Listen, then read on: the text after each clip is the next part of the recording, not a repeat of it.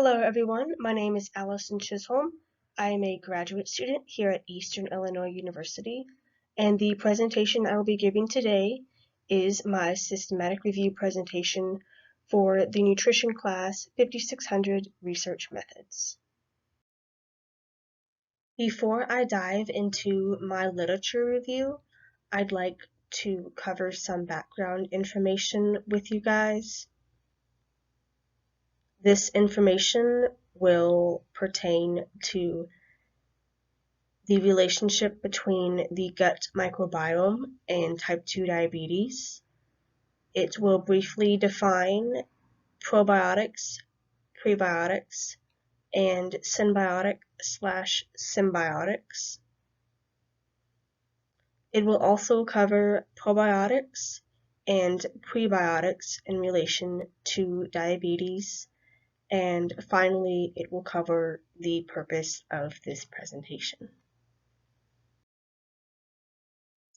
Recent literature has found that adults with type 2 diabetes have different gut microbiota than people without diabetes. For example, those with type 2 diabetes have a lower amount of firmicutes, while the population of Bacteroidetes and Proteobacteria was found to be higher in those with type 2 diabetes compared to a non-diabetic.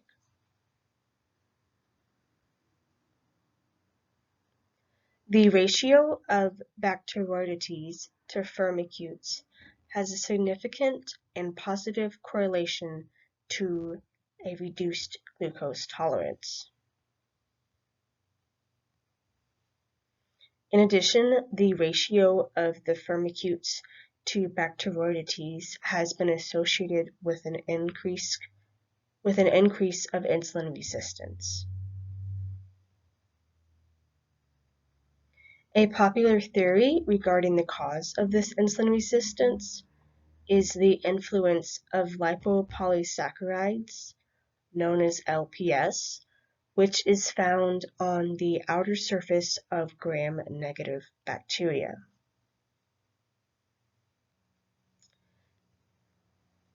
LPS binds to and activates toll-like receptors and the CD14 complex. This reaction, in turn, causes low-grade inflammation and leads to insulin resistance. And as we know, insulin resistance, in turn, can result in the development of type 2 diabetes. However, there is good news. Scientific literature has suggested that prebiotics and probiotics can have a positive impact on the glycemic values of people with type 2 diabetes, which will be the focus of today's presentation. Prebiotics are defined as a selectively fermented ingredient that allows specific changes both in the composition and/or activity of the gastrointestinal microbiota. These prebiotics function by stimulating the growth or activity of bacteria in the colon. They mainly impact the microorganisms in the large intestines. However, they may also influence the microorganisms in the small intestines. And prebiotics are mainly composed of oligosaccharides and are unaffected by the stomach acid or digestive enzymes, which allows them to provide nourishment for the flora in the intestines.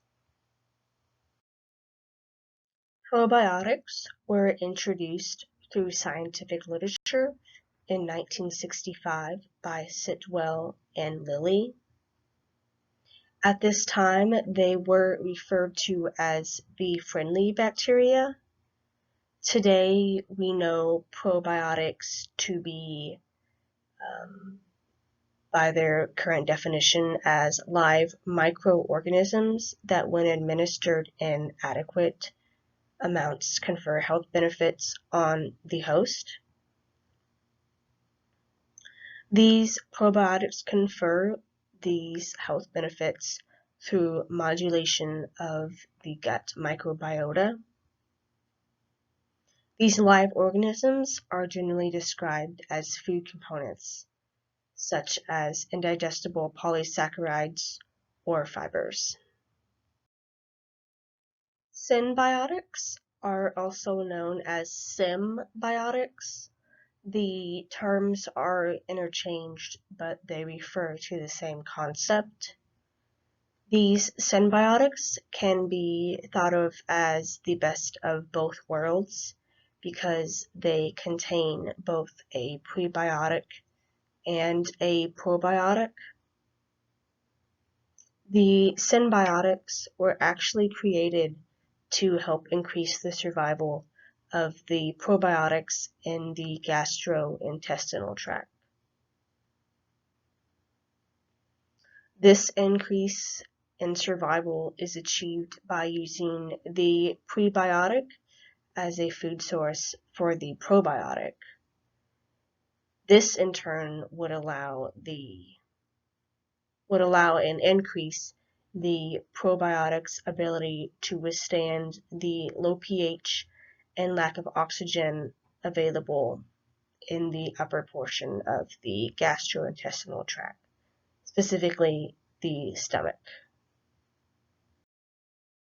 In relation to type 2 diabetes, prebiotics increase the secretion of gut hormones peptide YY, glucagon-like peptide 1, and gastric inhibitory polypeptide.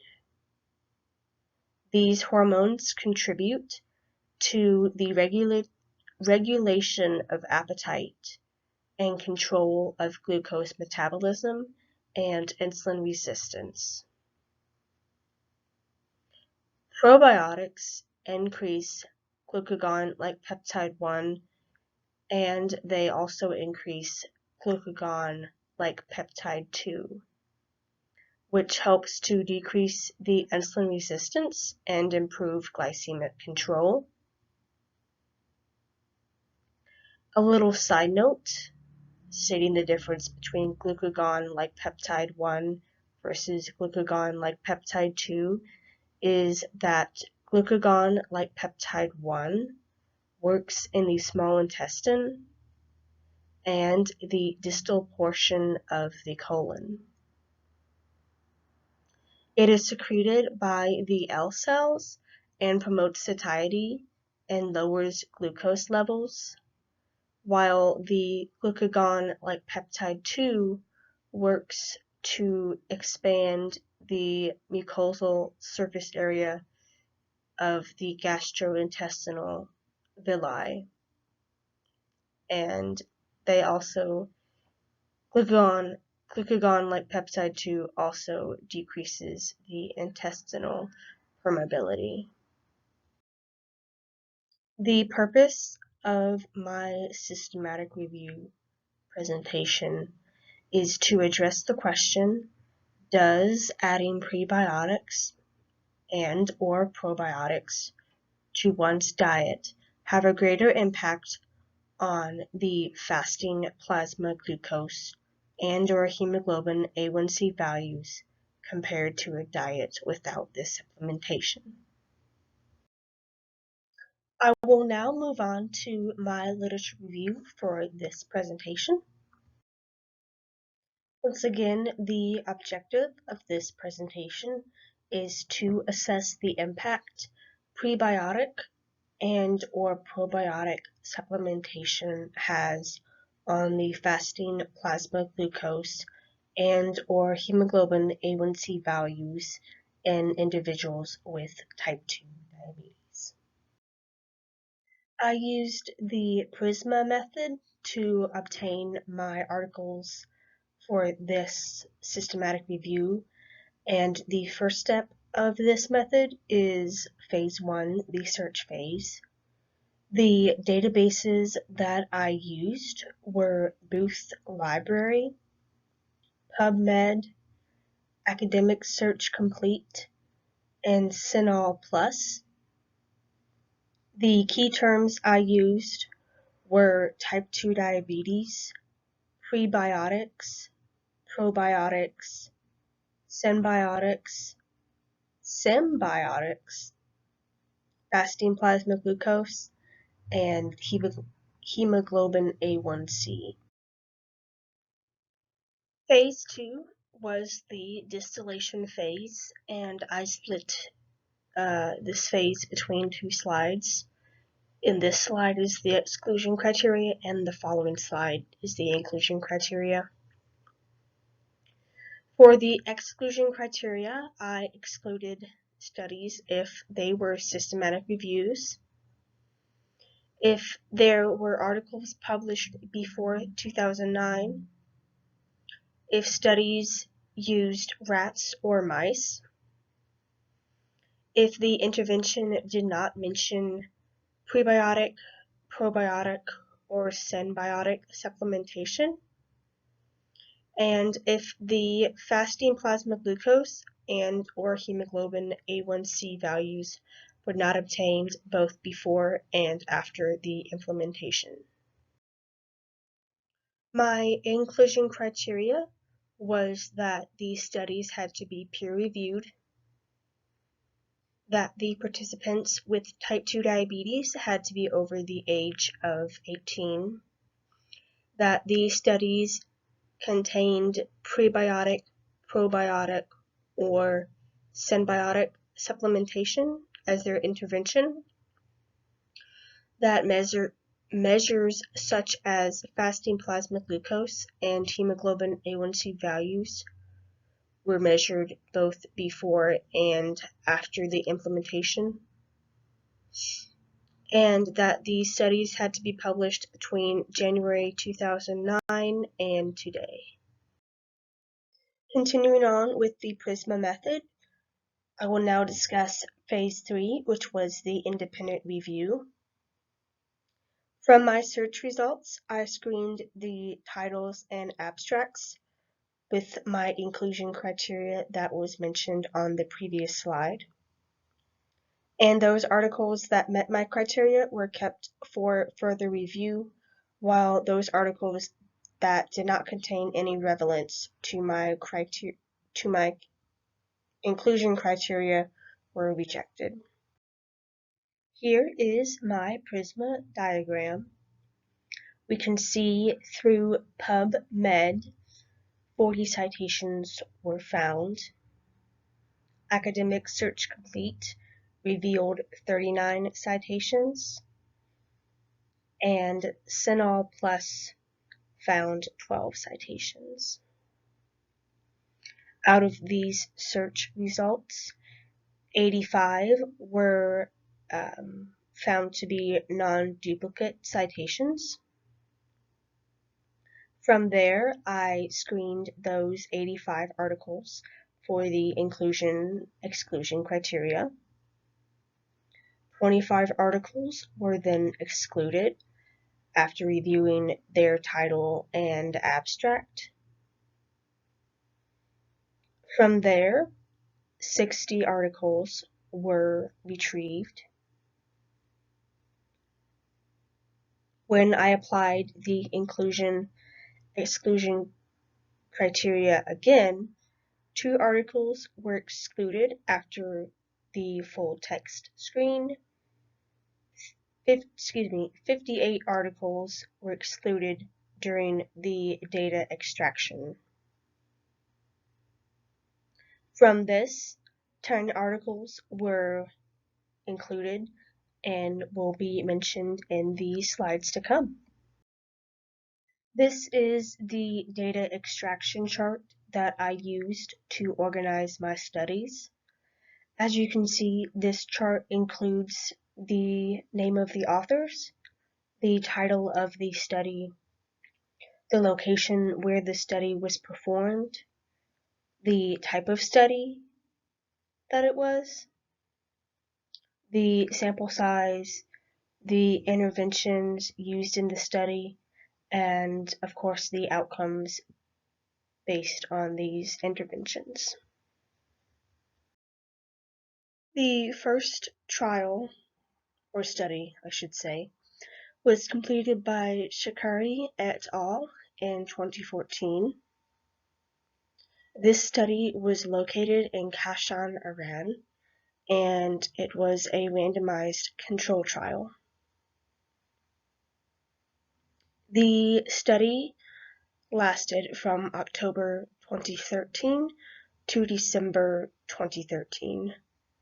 Subjects who were pregnant, used insulin or vitamin supplements, or had any other diseases were excluded from this trial.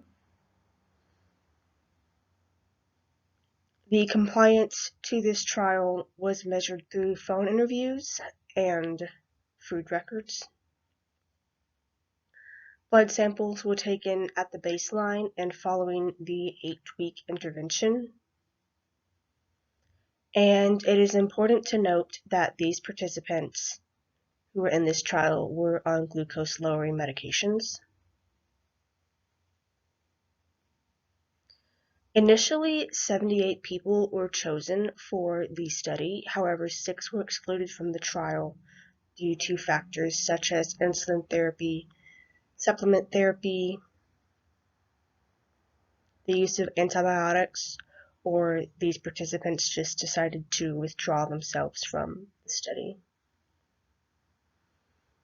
Therefore, 72 participants completed this trial. Their age ranged from 35 years old to 70 years old. And during this 8-week trial, the participants consumed either a symbiotic, probiotic, or control bread 3 times a day. The symbiotic bread contained L-sporogenes, and the prebiotic in this bread was inulin. The probiotic bread contained L-sporogenes, and the control bread contained neither a prebiotic or a probiotic.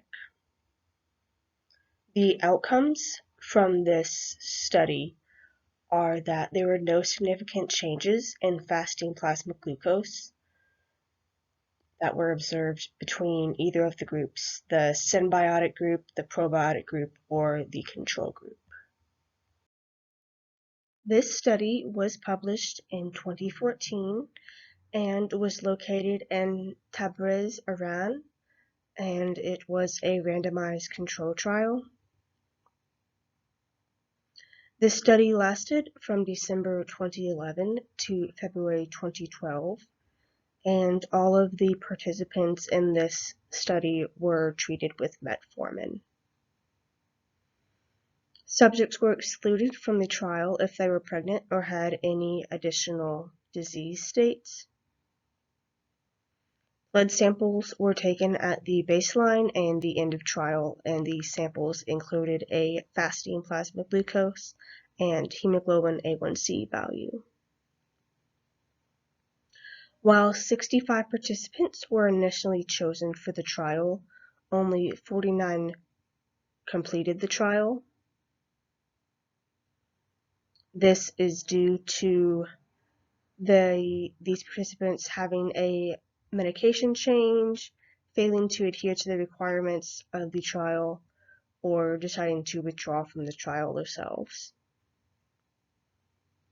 Of these 49 participants who completed the trial, their ages ranged from 20 to 65 years old. During this 8-week intervention, there was an experimental and a control group. The experimental group received a 10-gram per day HP inulin supplement, while the control group received a similar amount of maltodextrin. The HP inulin group experienced a decrease of 15.1 milligrams per deciliter in their fasting plasma glucose, and their hemoglobin A1C value decreased by 1.1%. However, the fasting plasma glucose and hemoglobin A1C values did not change from the baseline to the end of the trial in the maltodextrin group.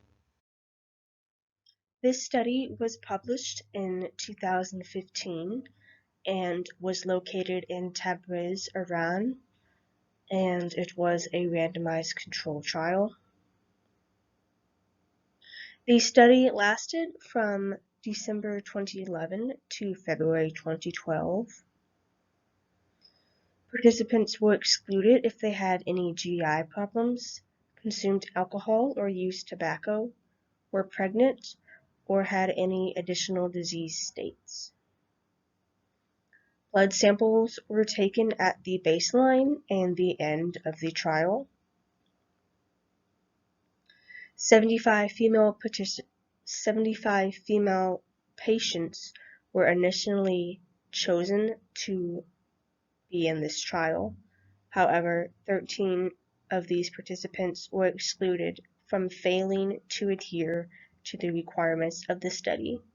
Therefore, 55 participants aged 30 to 65 completed the trial. This trial lasted 8 weeks. The experimental group received a 10-gram per day supplement of dextrin. They took 5 grams of this dextrin with breakfast and 5 grams at dinner. The control group received a similar amount of maltodextrin.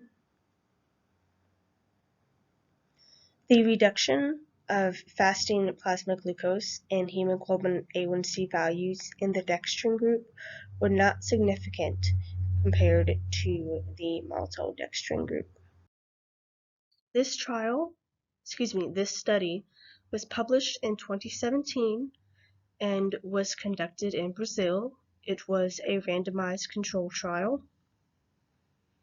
And this study lasted from June 2013 through February 2014. Those who had gastrointestinal disorders, had additional chronic disease, or history of cancer, were pregnant, used tobacco, or took supplements were excluded from this trial. Fasting lab values were drawn at the baseline and after the trial. And while initially 50 volunteers were chosen, 5 decided to drop out or were excluded due to various reasons. Therefore, the sample size in this study consisted of 45 participants, age 35 through 60 years old. The intervention consisted of an experimental and control group. The experimental group drank 120 grams a day of probiotic goat milk, and this probiotic was Lactobacillus acidophilus and Bifidobacterium enmelis sublactis. I apologize if I did not pronounce that correctly.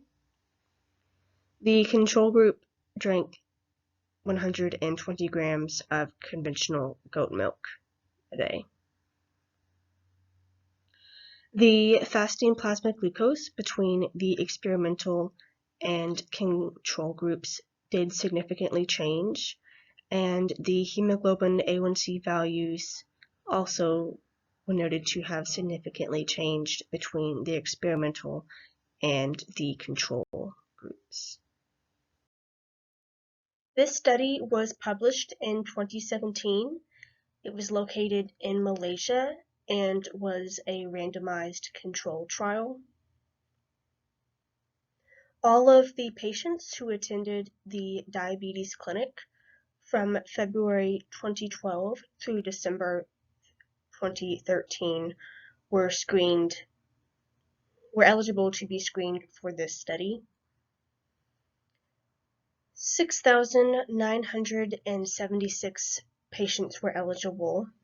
However, 6,840 were excluded due to not meeting the inclusion criteria, declining to participate, or for various other reasons.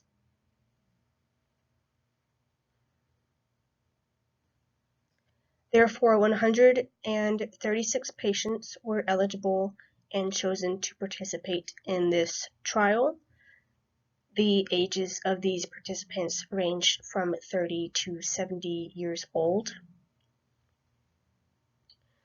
And this trial lasted 12 weeks. It consisted of an experimental and control group. The participants in the experimental group mixed a packet of bacteria with hot water and drank this concoction twice a day. The species of bacteria in these packets were Lactobacillus acidophilus, Lactobacillus casei, Lactobacillus lactis, Bifidobacterium bifidum, Bifidobacterium longum, and Bifidobacterium infantis. Forgive me if I pronounced those wrong, which I probably did. The control group mixed a placebo packet with water and consumed these contents twice a day. The hemoglobin A1C values were significantly decreased in the experimental group versus the control group. However, the fasting plasma glucose values did not change in the experimental group compared to the control group.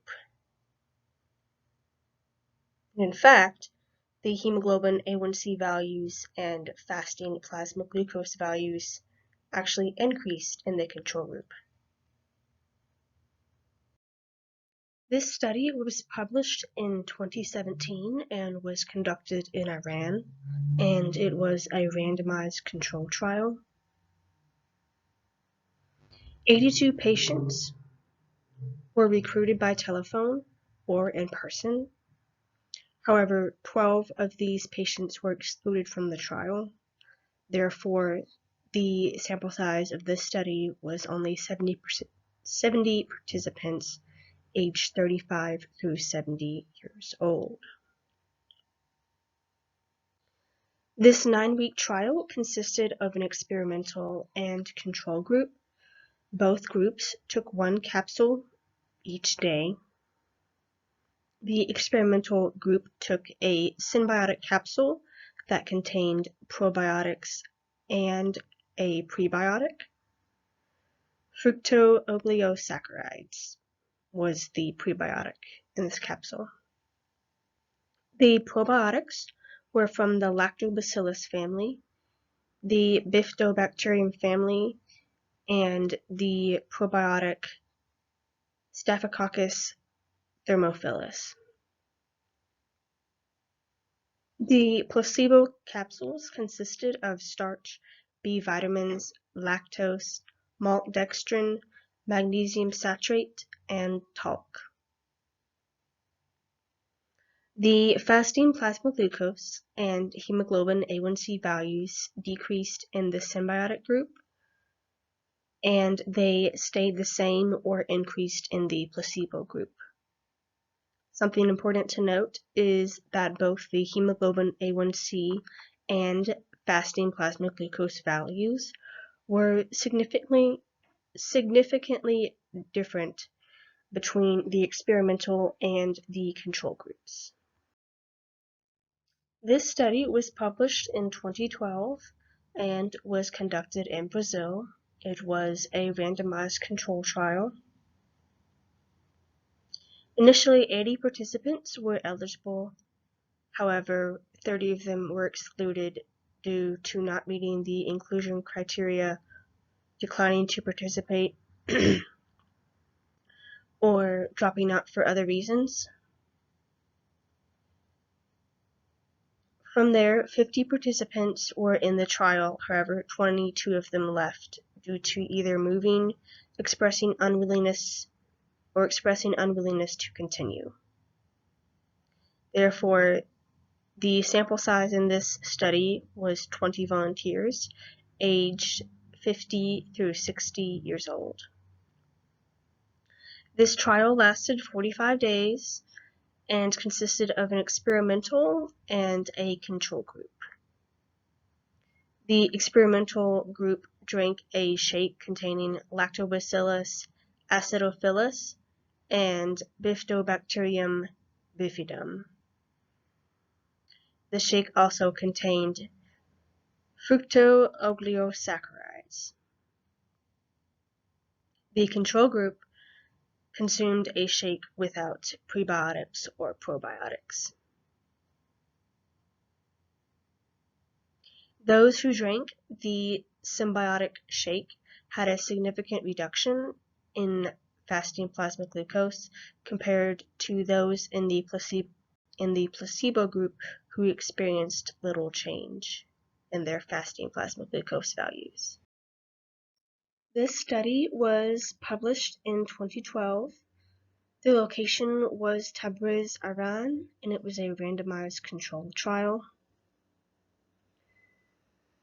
64 patients were recruited through use of advertisements or by telephone. They were excluded if they were pregnant or breastfeeding, were smoking or had any history of tobacco use, had any additional diseases, used any nutrition supplements 3 weeks prior to the trial beginning, or consumed a probiotic yogurt or any probiotic products 2 months before the testing began.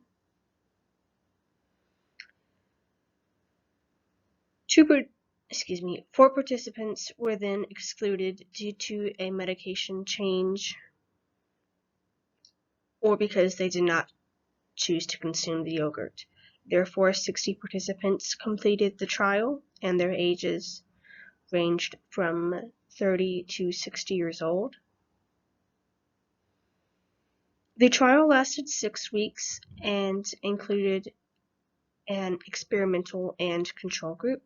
The experimental group consumed 300 grams per day of probiotic yogurt, known as Lactobacillus acidophilus and Bifidobacterium lactis. Forgive me if I mispronounce those. The control group consumed 300 grams per day of conventional yogurt. The outcomes from this trial are that the fasting plasma glucose and hemoglobin A1C values decreased significantly in the experimental group compared to the control group. This study was published in 2015 and was located in Iran, and it was a randomized controlled trial. The study lasted from December 2011 to February 2012. Subjects were excluded from the trial if they had a history of gastrointestinal problems or any other type of disease, if they smoked, were pregnant or lactating, consumed alcohol, or taking any prebiotics or probiotics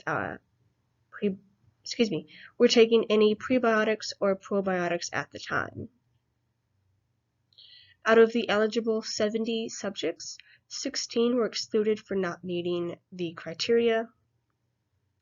54 subjects were therefore enrolled in the trial, however 2 of them dropped out, leaving 52 people to complete the trial. This trial lasted 8 weeks and consisted of an experimental and control group. The experimental group consumed a total of 10 grams per day of oligofructose enriched inulin. This supplement was taken twice a day in doses of 5 grams, both at breakfast and dinner time, while the control group received the 10 gram per day supplement of maltodextrin And like the experimental group, this group was instructed to divide their dose in half, and they took 5 grams at breakfast and 5 grams at dinner time. The outcomes of this study are that there were significant reductions in the fasting plasma glucose and hemoglobin A1C values observed in the experimental group compared to the placebo group. This study was published in 2017. The location of this study was in Isfahan, Iran, and it was a randomized control trial. The study initially lasted from November 2013 through February 2014.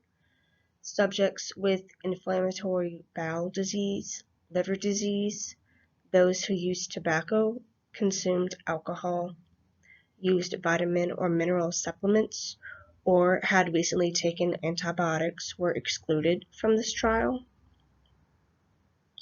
Fasting lab values were taken at the baseline and the end of the trial. The sample size initially consisted of 48 participants, aged 35 through 68 years old. However, 8 of these participants were excluded from the trial due to their inability to complete it, or they failed to adhere to the requirements that were given to them. Therefore, only 40 participants completed this trial. This study was an 8-week trial, which included an experimental and control group. The experimental group drank 200 milliliters a day of soy milk containing the probiotic L-planeterum, while the control group drank 200 milliliters per day of pure soy milk. The fasting plasma glucose did not significantly change in either the experimental or the control group when compared to the baseline and the end of trial values.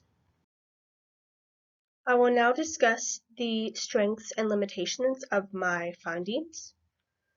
The strengths are that there is evidence that probiotics, prebiotics, and symbiotics can have a positive impact on lowering the fasting plasma glucose and hemoglobin A1C values in people with type 2 diabetes,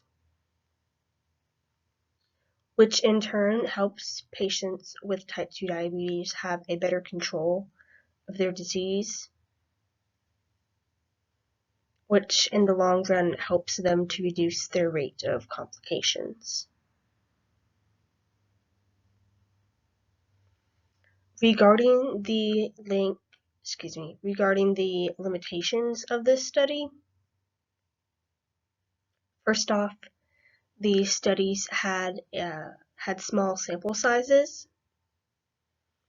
Therefore, larger studies would need to be conducted before one could conclude that probiotics, prebiotics, and symbiotic supplementation could have a positive impact on the majority of patients with type 2 diabetes.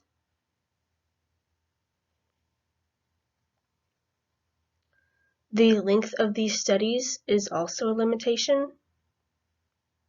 These studies ranged from lasting 45 days to lasting 12 weeks. Therefore, the long-term effects of this type of supplementation are unknown, which could potentially pose a problem in the future.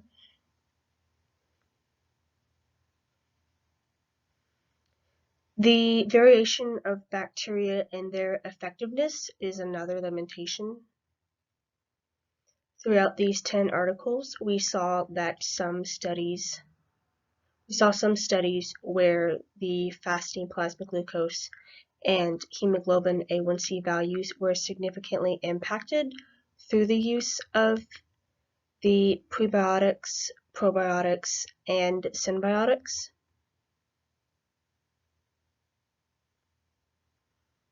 While other studies had little to no impact on the fasting plasma glucose and hemoglobin A1C values through the use of probiotics and symbiotics. The professional implications are that while there is supporting evidence that the supplementation of probiotics, prebiotics, and symbiotics can positively impact the fasting plasma glucose and hemoglobin A1C values, it is important to remember that not all probiotics and prebiotics work the same. Therefore, it is important to clarify which classification and species of bacteria are the most effective when potentially discussing them with a client. However, something important to keep in mind is that supplements are not regulated by the FDA. Therefore, caution is in order before suggesting our clients take probiotics, prebiotics, or symbiotics, as these products could potentially pose adverse problems or even negatively impact their well-being. In conclusion of today's presentation, I discussed that some forms of probiotics, prebiotics, and symbiotics can have a positive impact on the fasting plasma glucose and hemoglobin A1C values in those with type 2 diabetes. However, more research is needed to determine the long-term effects that this supplementation has. In addition, with determining which type of bacteria or combinations of bacteria are the most effective on participants in a study with a larger sample size.